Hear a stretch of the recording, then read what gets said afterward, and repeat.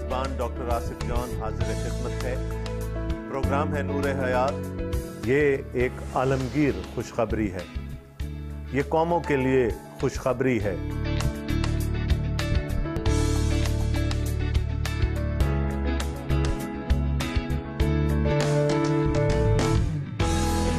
وہ شخص آنے والا ہے جو مجھ سے زوراور ہے، میں اس لائق نہیں کہ جھک کر اس کی جوتیوں کا تسمہ کھولوں۔ یہاں پر تو دو عالم کا بادشاہ دنیا میں آنے کو ہے، تو پھر کیسے ممکن تھا کہ اس کے آگے کوئی ہرکارا نہ آتا؟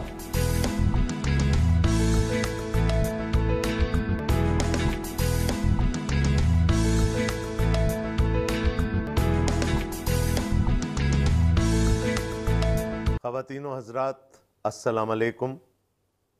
سلسلہ وہی نور حیات اور آپ کا میزبان ڈاکٹر آصف جان، میں آپ کو اس سلسلے کے 8ویں پروگرام میں خوش آمدید کہتا ہوں۔ دوستو، آج میرا دل چاہ رہا ہے کہ میں پروگرام کی ابتدا میں آپ سے ایک سوال کروں، اور سوال نہایت سادہ ہے، اور وہ سوال یہ ہے کہ انسان کی سب سے بڑی ضرورت کیا ہے؟ اب مختلف لوگ مختلف انداز سے اس سوال کا جواب دیں گے۔ کچھ لوگوں کے لیے دولت ان کی سب سے بڑی ضرورت ہوگی، کچھ لوگوں کے لیے شہرت ان کی سب سے بڑی ضرورت ہوگی، کچھ لوگوں کے لیے صحت اور تندرستی ان کی ضرورت ہوگی، کچھ لوگوں کے لیے 2 وقت کا کھانا ان کی سب سے بڑی ضرورت ہوگی۔ لیکن جس ضرورت کی طرف میں آج نشاندہی کرنے کی کوشش کر رہا ہوں، وہ ضرورت ہے گناہوں سے معافی کی۔ جو لوگ خدا پر ایمان نہیں رکھتے، وہ بھی اپنے لیے 2 وقت کی روٹی کما لیتے ہیں، وہ مشہور بھی ہو جاتے ہیں، وہ معاشرے میں مقام بھی بنا لیتے ہیں، اور آخر میں وہ اپنے آپ کو تھپ تھپا کر کہتے ہیں کہ یہ سب کچھ میرے اپنی محنت کا نتیجہ تھا۔ لیکن ایک ضرورت ایسی ہے جس کو ہم اپنے آپ سے پورا نہیں کر سکتے، کیونکہ بائبل مقدس ہمیں یہ بتاتی ہے کہ گناہ معاف کرنے کا اختیار صرف اور صرف ایک ہستی کے پاس ہے، اور وہ ہستی خدا تعالیٰ کی ہے۔ اس کائنات میں کوئی اور نہیں جو گناہ معاف کر سکے۔ اور میں نے اس کو اس لیے انسان کی سب سے بڑی ضرورت کہا، کیونکہ آپ نے دیکھا ہوگا کہ لوگ اپنے گناہ بخشوانے کے لیے کس قدر محنت کرتے ہیں، کس قدر تردد کرتے ہیں۔ لوگ تارک الدنیا ہو جاتے ہیں، وہ اپنی ساری زندگی عبادت میں گزار دیتے ہیں، وہ ساری زندگی نیکیاں کمانے کی کوشش کرتے رہتے ہیں تاکہ کسی طرح سے ان کے گناہ معاف ہو جائیں اور وہ سلطنت الہی میں، جنت میں داخل ہونے کے قابل ہو سکیں۔ ایک اور ضمنی سوال آپ سے کرنا چاہوں گا۔ فرض کریں کہ جنت اور دوزخ کے درمیان ایک ہی دیوار ہے،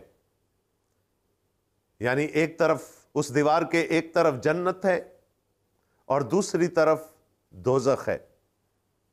آپ کے خیال میں وہ کون لوگ ہوں گے جو جنت میں ہوں گے، اور وہ کون لوگ ہوں گے جو دوزخ میں ہوں گے؟ بہت سارے لوگ اس سوال کا یہ جواب دیں گے کہ جنت میں راست باز اور نیکوکار اور متقی لوگ ہوں گے، اور دوزخ میں وہ ہوں گے جو گناہگار ہیں، جنہوں نے اس زندگی میں کوئی نیکی نہیں کمائی، جو راست باز نہیں ہیں، وہ دوزخ میں ہوں گے۔ لیکن میں آپ سے یہ کہنا چاہتا ہوں کہ دیوار کے دونوں پار گناہگار ہی ہوں گے۔ جنت میں وہ گناہگار ہوں گے جن کے گناہ بخش دیے گئے ہیں، اور دوزخ میں وہ گناہگار ہوں گے جن کے گناہ بخشے نہیں گئے۔ کوئی اور فرق نہیں ہوگا دیوار کے اس پار اور اس پار۔ گناہ وہ حقیقت ہے جس کا سامنا ہمیں امروز کرنا پڑتا ہے، جسے ہم چاہیں بھی تو پیچھا نہیں چھڑا سکتے، اور آخر میں ہمارے پاس ایک ہی چارہ رہ جاتا ہے کہ وہ ہستی جو انتہائی پاک ہے، وہ ہستی جو گناہ سے مبرہ ہے، وہ ہستی یعنی خدا تعالی ہمارے گناہوں کو معاف فرما دیں، تاکہ ہم ان گناہ گاروں میں شامل ہو سکیں جن کے گناہ بخش دیے جا چکے ہوں اور وہ جنت کے حقدار ہوں۔ جیسا میں نے پہلے کہا، انسان اپنی ساری زندگی کتنی تگ و دو کرتا ہے کہ اس کے گناہ بخش دیے جائیں، اور پھر بھی اس کے دل میں یہ تسلی نہیں ہوتی کہ میرے گناہ معاف ہو چکے ہیں یا نہیں۔ ہمارا آج کا حوالہ کچھ اسی موضوع پر ہے۔ آئیے ہم انجیل شریف کی تلاوت کا شرف حاصل کریں، اور آج میں آپ کے لیے پڑھوں گا جناب مرقس کا انجیلی بیان، اس کا 2 باب اور اس کی پہلی 12 آیات۔ انجیل شریف میں لکھا ہے، کئی دن بعد جب وہ کفرنہوم میں پھر داخل ہوا تو سنا گیا کہ وہ گھر میں ہے۔ پھر اتنے آدمی جمع ہو گئے کہ دروازہ کے پاس بھی جگہ نہ رہی، اور وہ ان کو کلام سنا رہا تھا۔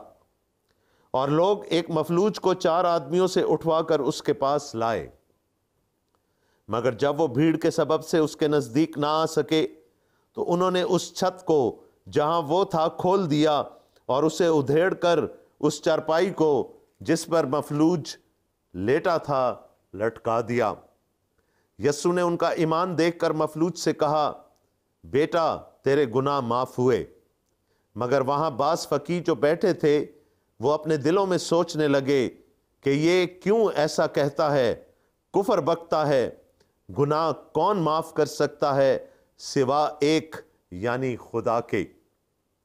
اور فی الفور یسوع نے اپنی روح سے معلوم کر کے کہ وہ اپنے دلوں میں یوں سوچتے ہیں، ان سے کہا، تم کیوں اپنے دلوں میں یہ باتیں سوچتے ہو؟ آسان کیا ہے، مفلوج سے یہ کہنا کہ تیرے گناہ معاف ہوئے، یا یہ کہنا کہ اٹھ اور اپنی چارپائی اٹھا کر چل پھر؟ لیکن اس لیے کہ تم جانو کہ ابن آدم کو زمین پر گناہ معاف کرنے کا اختیار ہے، اس نے اس مفلوج سے کہا، میں تجھ سے کہتا ہوں، اٹھ اپنی چارپائی اٹھا کر اپنے گھر چلا جا۔ اور وہ اٹھا اور فی الفور چارپائی اٹھا کر ان سب کے سامنے باہر چلا گیا۔ چنانچہ وہ سب حیران ہو گئے اور خدا کی تمجید کر کے کہنے لگے، ہم نے ایسا کبھی نہیں دیکھا۔ اور یہ جناب یسوع المسیح کی انجیل ہے، آمین۔ پچھلے پروگرام میں ہم نے دیکھا تھا کہ یسوع نے ایک کوڑی سے اپنی جگہ بدل لی۔ ویران مقاموں پر کوڑی رہا کرتے تھے، لیکن اس کوڑی کو شفا دے کر، اس کو پاک صاف کر کے یسوع نے اس کو شہر میں بھیج دیا، اور اس کے چرچا کرنے کی وجہ سے یسوع پھر ظاہراً شہر میں داخل نہ ہو سکتے تھے، کیونکہ اتنی بھیڑ جمع ہو جاتی کہ ان کا شہر میں داخلہ ناممکن ہو جاتا۔ اس واقعے کے کافی دنوں کے بعد یسوع اپنے شہر میں یعنی کفرنہوم میں دوبارہ آئے اور اپنے گھر میں تشریف لے گئے۔ مفسرین کا یہ قیاس ہے کہ یہ گھر جناب شمعون پطرس کی ملکیت تھا، اور جب لوگوں کو یہ معلوم پڑا کہ جناب مسیح شہر میں ہیں تو وہ اپنے بیماروں کو اور ان لوگوں کو لے کر جن میں بد ارواح تھیں ان کے پاس آ گئے، اور لکھا ہے کہ گھر لوگوں سے بھر گیا، یہاں تک بھر گیا کہ گھر میں داخلے تک کی جگہ نہ رہی، لوگ دروازے تک کھڑے تھے۔ اور یسوع نے یہ موقع غنیمت جانا، انہوں نے ان کو تعلیم دینا شروع کر دی، انہوں نے نبوت کرنا شروع کر دی، انہوں نے درس دینا شروع کر دیا۔ یہ ان کی اولین ترجیح تھی۔ وہ جب بھی کوئی بھیڑ ان کے سامنے آتی تو سب سے پہلا کام جو کرتے وہ ان کو تعلیم دیا کرتے تھے۔ یہاں پر بھی جناب مسیح نے جب اتنے سارے لوگوں کو گھر میں دیکھا تو کھڑے ہو کر ان کو تعلیم دینے لگے۔ بہت سارے لوگ تو وقت پر پہنچ گئے اور گھر میں داخل ہو گئے، اور وہ اس وقت جناب مسیح کی تعلیم سے مستفیض ہو رہے تھے۔ لیکن کچھ ایسے لوگ بھی تھے جو لیٹ ہو گئے، اور ان کی تاخیر کی ایک معقول وجہ تھی۔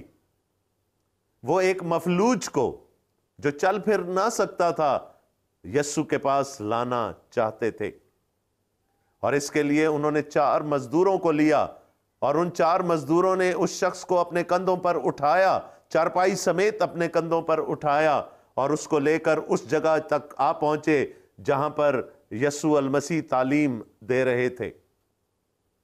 لیکن جب وہ وہاں پہنچے تو لوگوں کی بہتات کی وجہ سے وہ گھر میں داخل نہ ہو پائے۔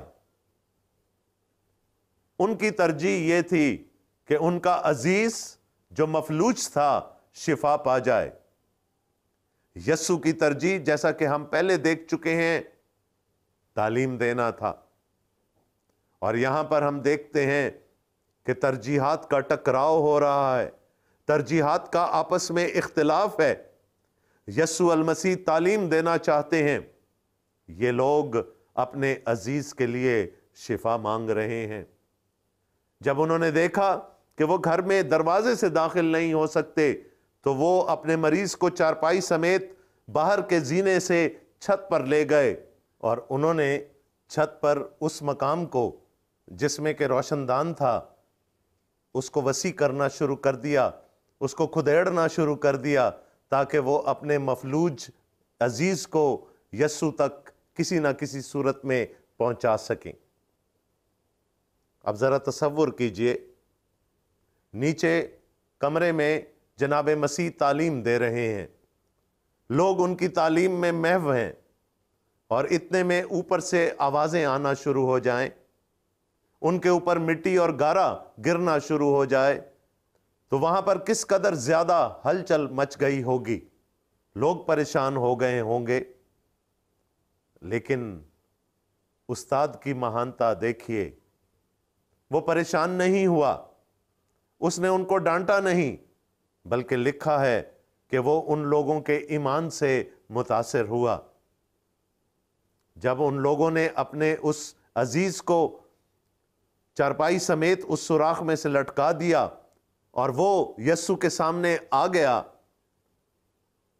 تو یسوع نے اس کو پیار سے دیکھا۔ یہاں پر ایک اور بات واضح کر دوں، اس زمانے کے مروجہ عقائد کے مطابق اگر کوئی شخص کسی طویل المیعاد بیماری میں یا ایسی بیماری میں جس کا کوئی علاج نہیں ہوتا تھا مبتلا ہوتا، تو یہ سمجھا جاتا تھا کہ اس پر خدا کا قہر ہے، اس پر خدا کی لعنت ہے، اس پر خدا کا غضب ہے، اور یہ بیماری یقیناً اس کے کسی گناہ کا نتیجہ ہے۔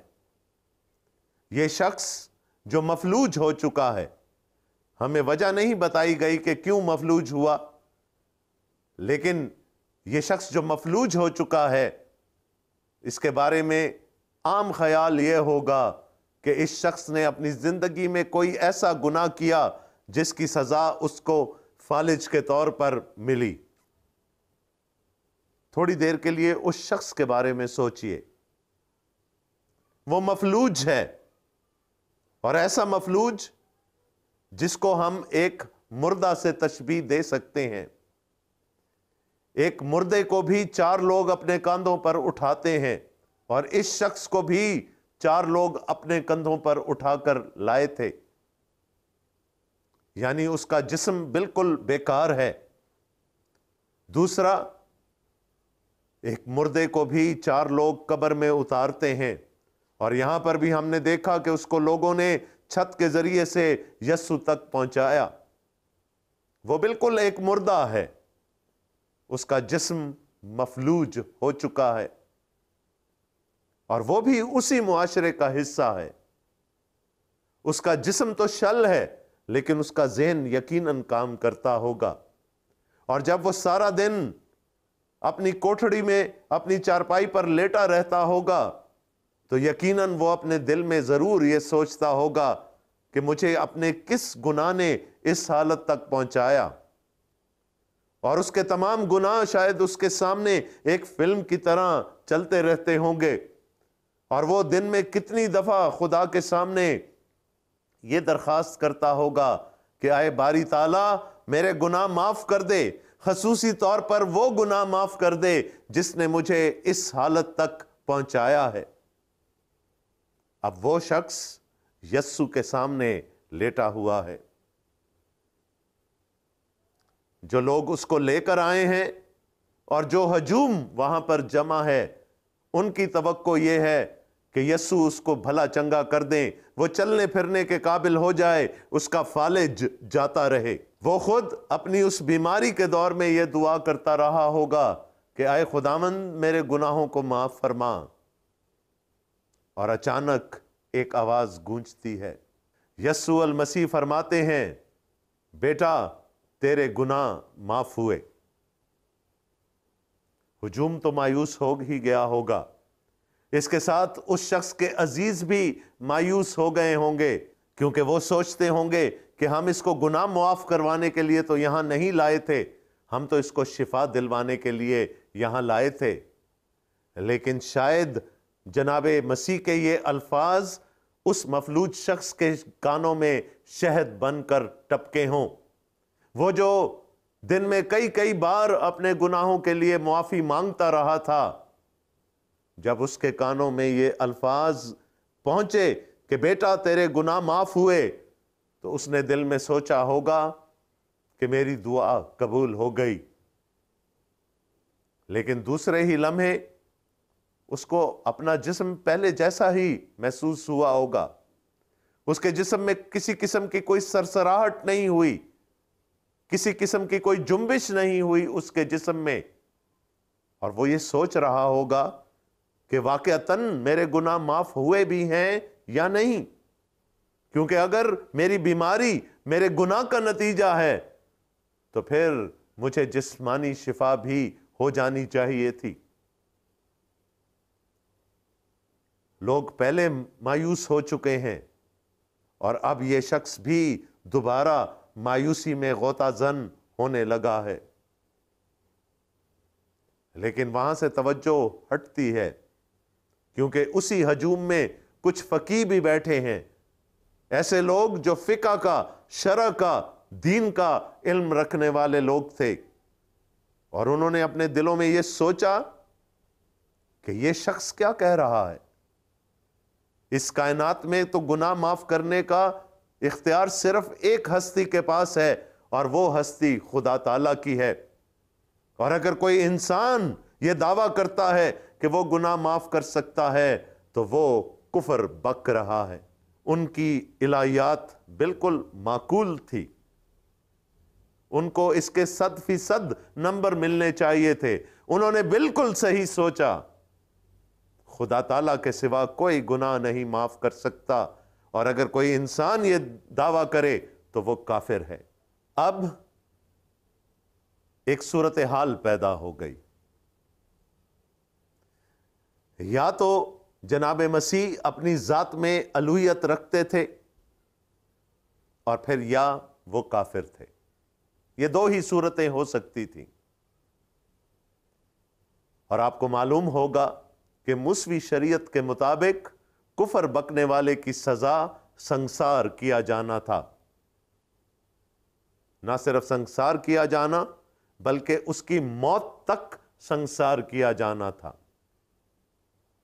لیکن ایسا ابھی انہوں نے اپنے دلوں میں سوچا، انہوں نے اپنی زبان سے اس کا اظہار نہیں کیا تھا۔ دو ہی صورتیں تھیں، یا تو مسیح الہی تھے اور یا وہ کافر تھے۔ لیکن اس کے بعد جو کچھ جناب مسیح نے فرمایا، اس نے فیصلہ کر دیا کہ وہ کون تھے۔ انہوں نے کہا، تم کیوں اپنے دلوں میں یہ سوچتے ہو؟ کیوں یہ خیال تمہارے ذہنوں میں آیا؟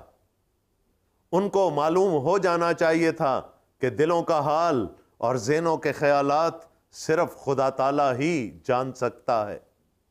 یسوع نے اپنے جواب سے ثابت کر دیا کہ وہ کفر نہیں بک رہے تھے، بلکہ وہ اپنی ذات کے اندر الوہیت رکھتے تھے۔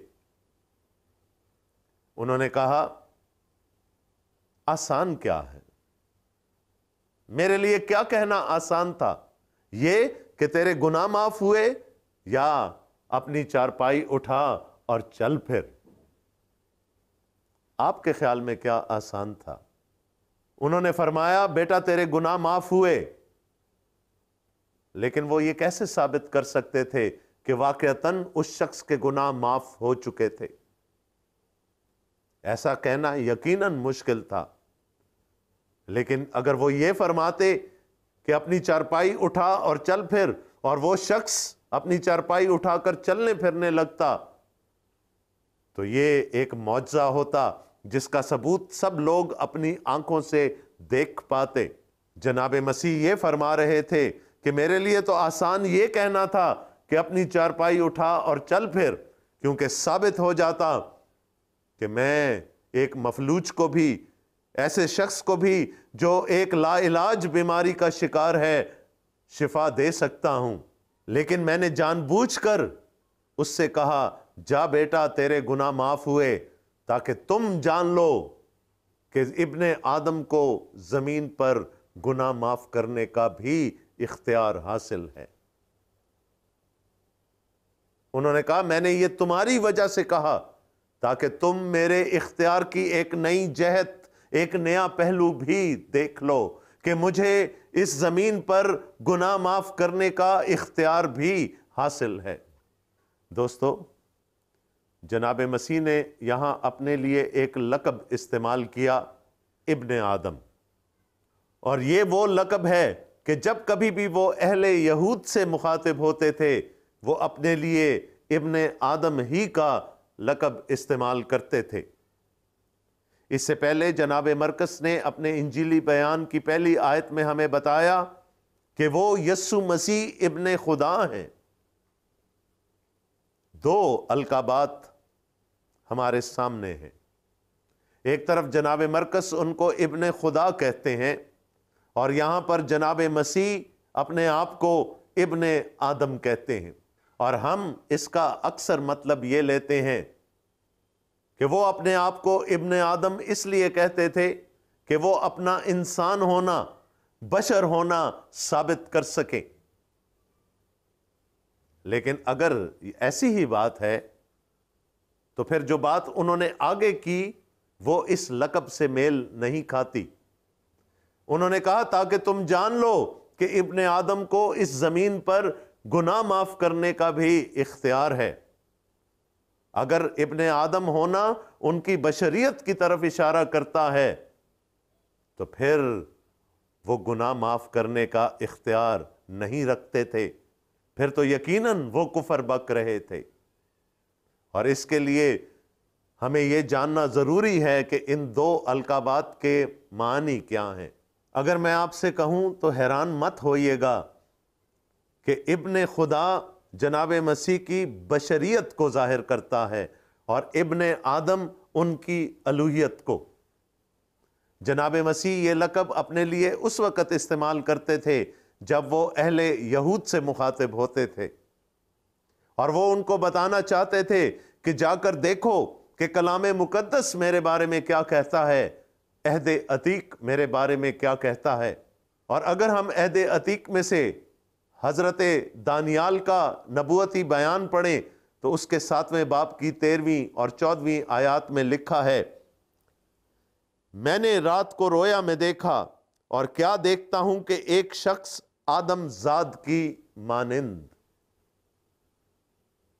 خدا تعالیٰ جناب دانیال کے معرفت یہ فرما رہے ہیں کہ انہوں نے رویا میں ایک شخص کو دیکھا جو کہ آدم زاد کی مانند تھا، جو دکھنے میں انسان تھا، آدم زاد، ابن آدم، لیکن وہ کہاں سے آیا؟ ایک شخص آدم زاد کی مانند آسمان کے بادلوں کے ساتھ آیا۔ وہ تھا تو آدم زاد، وہ تھا تو انسان، لیکن وہ زمین کی مخلوق نہیں تھا، وہ آسمانی مخلوق تھا۔ وہ آسمان سے اتر کر آیا اور قدیم الایام تک پہنچا اور وہ اس کو اس کے حضور لائے۔ وہ تھا تو آدم زاد، لیکن وہ قدیم الایام تھا، وہ خدا تھا، وہ الوہیت رکھنے والا انسان تھا۔ وہ قدیم الایام تک یعنی خدا تعالیٰ تک پہنچا، اس کا اختیار، اس کا مرتبہ وہی تھا جو خدا تعالیٰ کا ہے، اور وہ اس کو اس کے حضور لائے، اور سلطنت اور حشمت اور مملکت اسے دی گئی تاکہ سب لوگ اور امتیں اور اہل لغت اس کی خدمت گزاری کریں۔ اس کی سلطنت ابدی سلطنت ہے جو جاتی نہ رہے گی، اور اس کی مملکت لازوال ہوگی۔ کس کی سلطنت ابدی ہے؟ کس کی مملکت لازوال ہے؟ یہ صرف خدا تعالیٰ کی ہے۔ تو وہ ہے تو آدم زاد، لیکن اپنے اندر الوہیت رکھتا ہے۔ وہ ہے تو ابن آدم، لیکن اپنے اندر الہی قدرت رکھتا ہے۔ اور اگر اس تناظر میں ہم دیکھیں گے تو یقیناً ابن آدم جو اپنی ذات میں الوہیت رکھتا ہے، جو اپنی ذات میں خدا ہے، اسے گناہ معاف کرنے کا بھی اختیار ہے۔ آج ہم نے جناب مسیح کا ایک نیا اختیار دیکھا، وہ اختیار جو ہر انسان سے، ہر دنیاوی بادشاہ سے بالا ہے۔ وہ گناہ بھی معاف کر سکتے ہیں۔ ہماری آپ سے درخواست ہے کہ ہم سے رابطہ کیجئے، کسی بھی صورت میں آپ ہم سے رابطہ کر سکتے ہیں۔ ہماری تمام کانٹیکٹ ڈیٹیلز اس پروگرام کے بعد آپ کی اسکرین پر آئیں گی۔ اور ہاں دوستو، اگر آپ کو انجیل مقدس یا بائبل مقدس کا کوئی نسخہ چاہیے تو آپ اس صورت میں بھی ہم سے رابطہ کر سکتے ہیں۔ آخر میں میری وہی دعا کہ خدا تعالی ہم سب کو اپنے حفظ و امان میں رکھے، اور اپنے اس سچے کلام کی تنویر سے ہمارے دلوں اور ذہنوں کو منور کرتا رہے، تاکہ ہماری زندگیاں اور ہمارا ارد گرد بھی روشن ہوتا چلا جائے۔ آمین۔ اگلے پروگرام تک کے لیے اجازت دیجیے۔ خدا حافظ۔